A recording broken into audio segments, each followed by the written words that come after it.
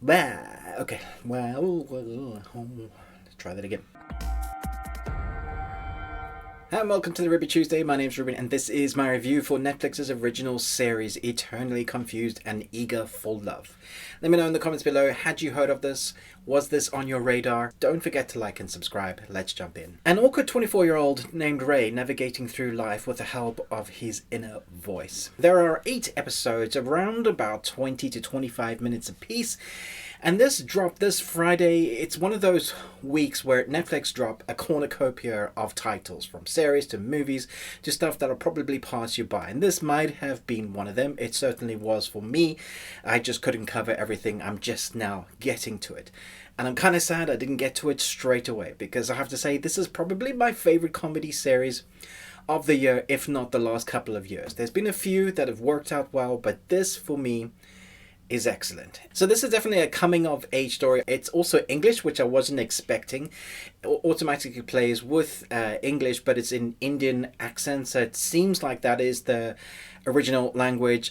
So if you're looking and it feels different and you feel confused and you're like, shouldn't this be subtitles? There's no audio issue, so as far as I can tell, that's the correct way to play it. And I have to say it worked really well, because they do occasionally jump in like into Hindi for a couple of lines and then they'll jump back into English. The comedy timing and the scripting, the dialogue, this is where this series shines, because it's a coming of age story. But what works really well is the inner voice that our main protagonist has. A character that he's loved from very young. I guess it represents like an old wizard type dude. It even has a different voice. So if you think about all the conversations that you sometimes prep, or the way you talk to yourself, your inner voice, how sometimes it can be quite negative, or it'll shout at you for doing something stupid after you've done the fact. It's taking all those moments and accentuating them and then giving it a separate persona. And this guy is brilliantly funny. Like, if I ever met the person that scripted this person's dialogue, the inner voice of our main protagonist, I would give him a handshake or a high five, because it's fantastic. It's what makes this series shine. It's really funny in places, really tragic in places, and also you just want the inner voice to shut up.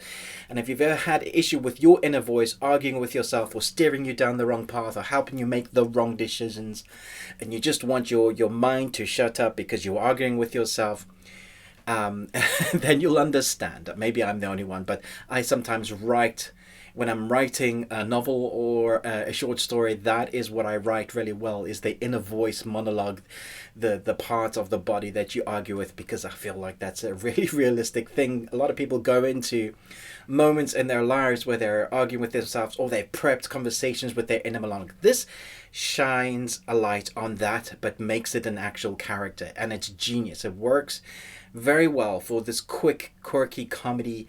You like the protagonist, but you also want to throttle him because he's always making the wrong decisions because of his inner voice, and he can't blame his inner voice because his inner voice is himself. He's essentially arguing with himself and steering himself down the wrong routes because of fear of whatever. Like, fear is basically the driving force here, and he's got to learn what it means to conquer his fears in various walks of life.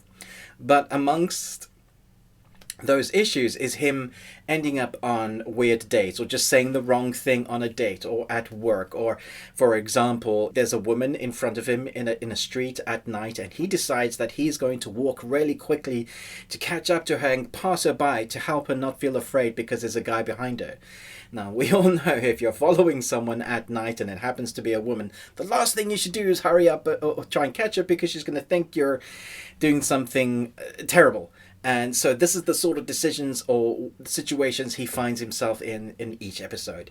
It's very well put together. It's very well acted. The cinematography, there isn't anything to write home about, but it is filmed well. The acting with the dialogue is really tight. The punch of the jokes, you will catch up on some of the stuff that's happening because you're still laughing at the previous jokes. So even though it's that punching that quick, I think it would be even worthwhile watching it a couple of times to get everything, like The Office. Like, you would come back and go, oh yeah, I see what they did there. It's very fun. I can't wait to see what they do with the second season, because it's definitely like a slice of life in the moment. We don't have all of our situations resolved. Let me know in the comments below, who are you rooting for our main protagonist to get with in the number of girlfriends he has, do you think that the best friend is going to be the one he ends up with, or the one he ends up getting with, or the one that he didn't end up getting with? Do you think that'll come to fruition? There's this whole issue with work as well. There's a lady there that they might bring back into the second season. Let me know your thoughts about the second season. I'm going to give this 5 Nicolas Cages out of 5. It's that good. Thanks so much for watching this, but most of all, until next time, remember, live long and Tuesday.